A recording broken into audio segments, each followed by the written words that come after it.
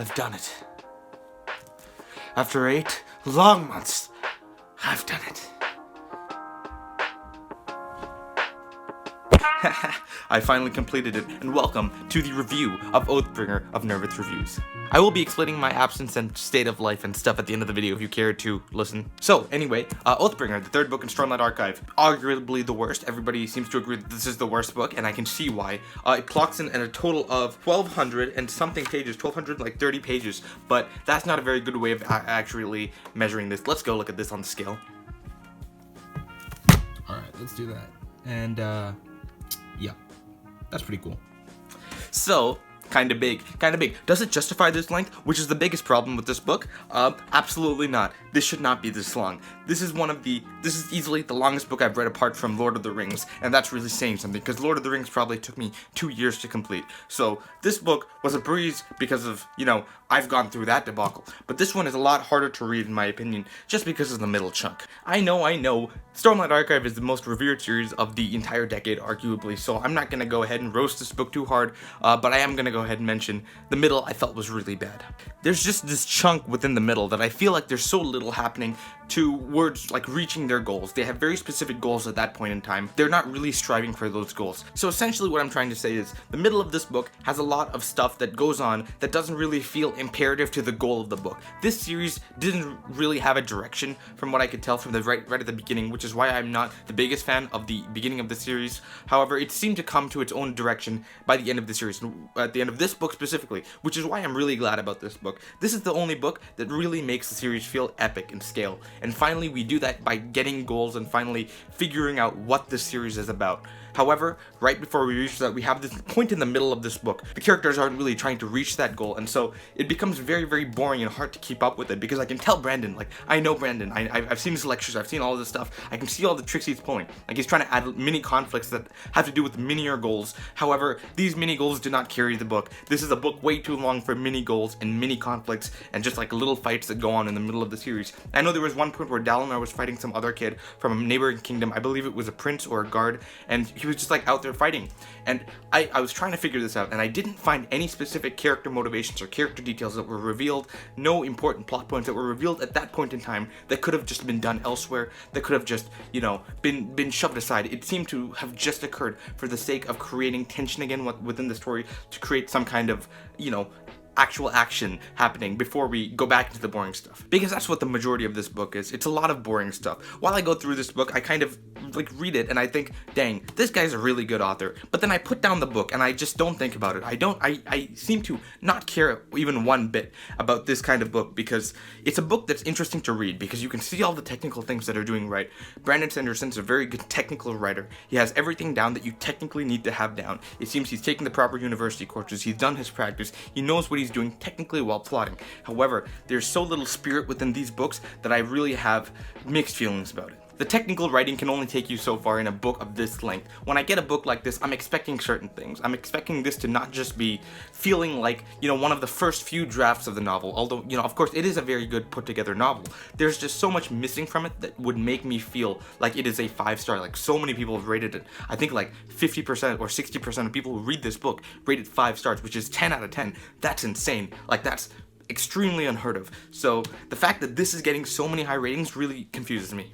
Again, technically speaking, it's okay. It's a great book, technically speaking. So when I do read it, I see this book and I feel like, okay, plot event, character engagement, stuff has happened. I see exactly what's going on throughout the book. However, the problem with this series, as I mentioned about his other books, is that it seems to lack heart. Whenever I read this series, I'm never properly invested. I don't feel like the characters are even good, really. I think that they're baseline okay, and I don't feel like the plot is really properly exemplifying the characters in a way that makes me really want to relate to them, and I don't like the themes, even though, because there's no themes, and that's kind of a problem for me. So the heart thing really does specify into those 3 categories. The characters aren't really good, and the world building is although it's technically good, it's not relayed to us in a very great way. I feel like the writing itself is extremely lacking, and then the themes as well. So those 3 things are kind of big. So first of all, the character. The characters for me were very boring. I have no idea how people are going out there relating to the character. I've tried my best to like relate to these people, and these people I should be able to relate to, because like the things that he's talking about, the things that they're technically supposed to be going through, I know that kind of stuff.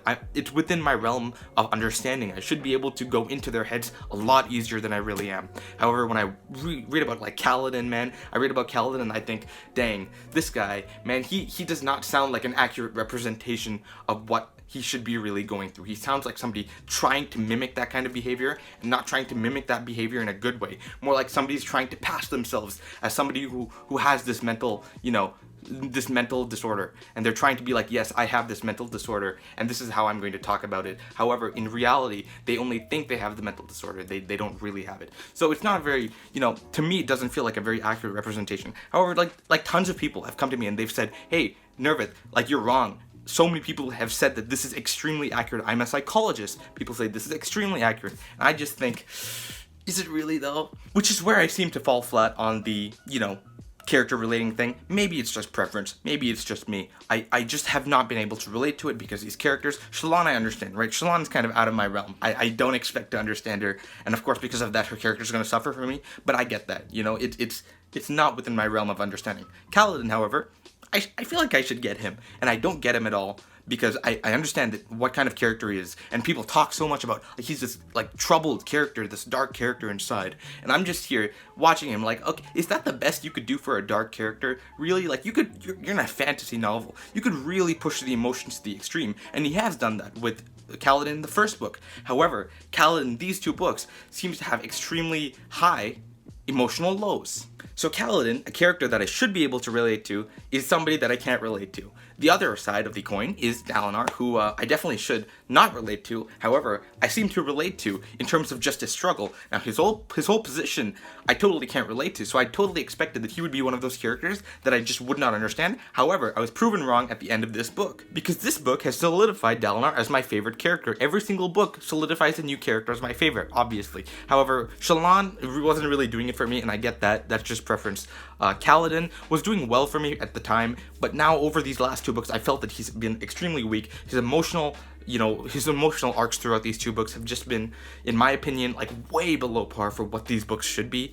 However, Dalinar has really like done well in this book. He's gotten some very interesting things, not some extremely emotional highs and emotional lows, but some very interesting emotional highs and lows, stuff that makes you think. And then by the end, we have this incredible emotional low and emotional high that I have just absolutely loved. I've fallen into. It's my favorite part of the Stormlight Archive. I think it's my favorite scene that Brandon has written that I've read ever. It's absolutely fantastic. And the theme of that scene, if you know what I'm talking about, that theme is just fantastic because it's such an original theme. I've never heard that before, and it was so relayed so well. It was extremely, extremely done well in my opinion. That theme on its own is good, but the rest of the themes are really non-existent. I've talked to a lot of people about this, and they seem to think that this is my biggest problem with the Stormlight Archive. Why I'm feeling so iffy about it, because I totally thought this would be my favorite series after I read it, and it's most definitely not, because it seems to me the reason is the lack of morals, the lack of themes within this, because I'm a big theme guy. I really enjoy that kind of stuff.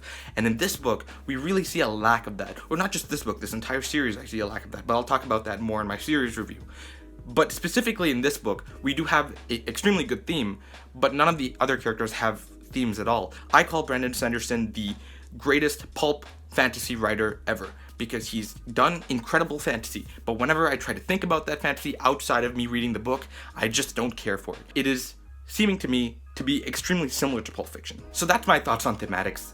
It's really pathetic thematically. I really expected a lot more. I totally thought I would be coming into Brandon Sanderson with a lot of theme stuff, and there's not that much. The stuff that is there, so I said non-existent, but there is some stuff there, but I just like throw it aside because it's so common to see these kind of themes. It's just, I see it everywhere, and it's like, I really don't like these themes. I don't like to call them themes because it's like compassion. Is that your theme? Really? I've seen that like in every book I've read, you know? So there's stuff like that that I'm just not going to talk about because that I just don't care about, really. And the last problem I have with this book, the writing. The writing is below par. It's just average, and I'm so upset by that because I totally thought, you know, I was reading Oathbringer, and it was a very interesting. I thought that the prose in that was a little bit better than than average, but then I come to this series, and it seems that he's like trying to set a tone of just direct prose. Like, there's nothing interesting about them. It's just the story. And I'm a guy that loves my prose. Like, I love to hear the sound of words. That's one of my most favorite things in reading a book. Just to hear the flow, just to hear, it's art. So it's not just the meaning behind the art that should be good. The art itself should be very masterfully looking. Like, it should look nice. It should sound nice.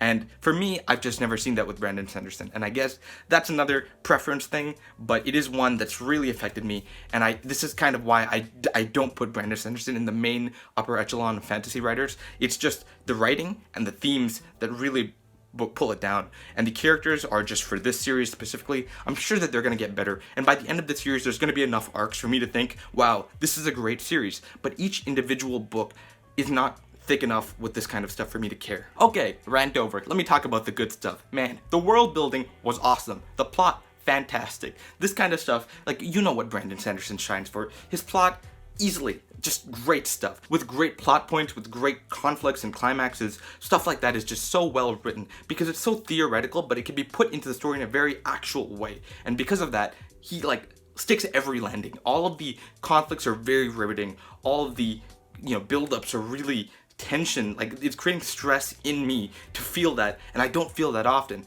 but it worked with this book because, technically speaking, the plot is great. It's a very innovative ideas that are really pulling from the original, classical stories. That's another thing that I should mention. It doesn't really feel to be doing anything new. However, it does what stories have already done really well. That's kind of what I think about this series in general. The world building.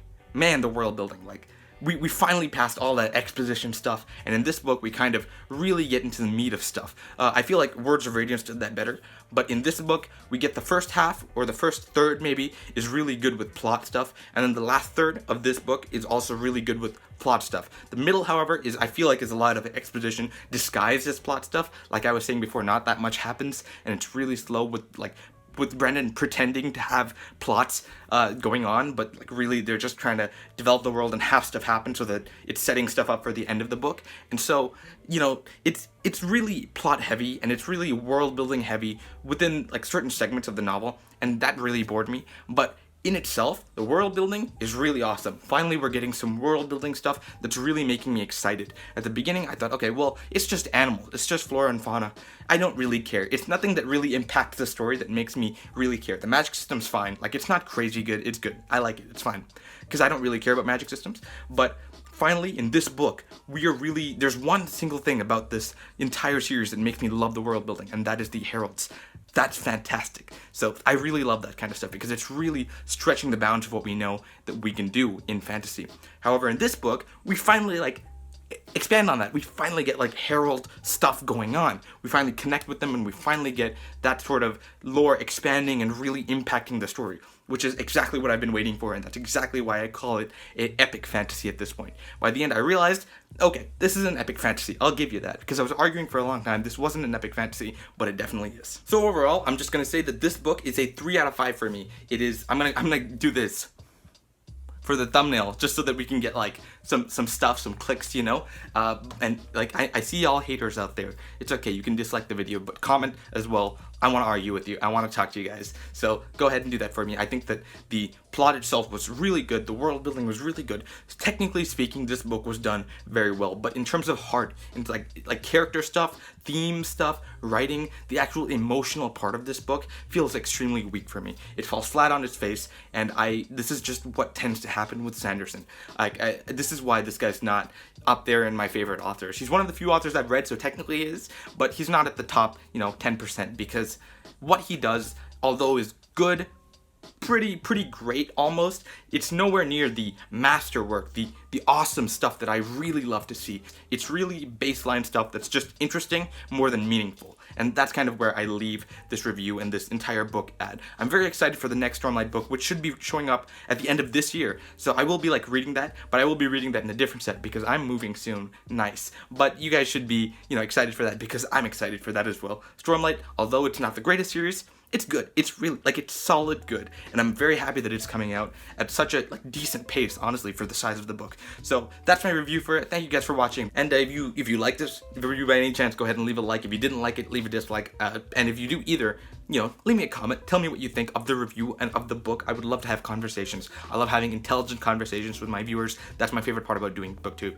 So either of that stuff is fantastic. And if you enjoy my style of review, if you enjoy the types of books I review, go ahead and look at my channel. You'll see all this kinds of stuff. I review Stephen King and I review a lot of fantasy. So if you like all that stuff, go ahead and subscribe and we'll add you to the army. Thanks for 190 subscribers, I think we're at. That's pretty cool. But now let's go on. So of course, you would have guessed it. It's exam time. So duh, I took a break. I took a long break because I was, studying for culminating and then exams and then more exams.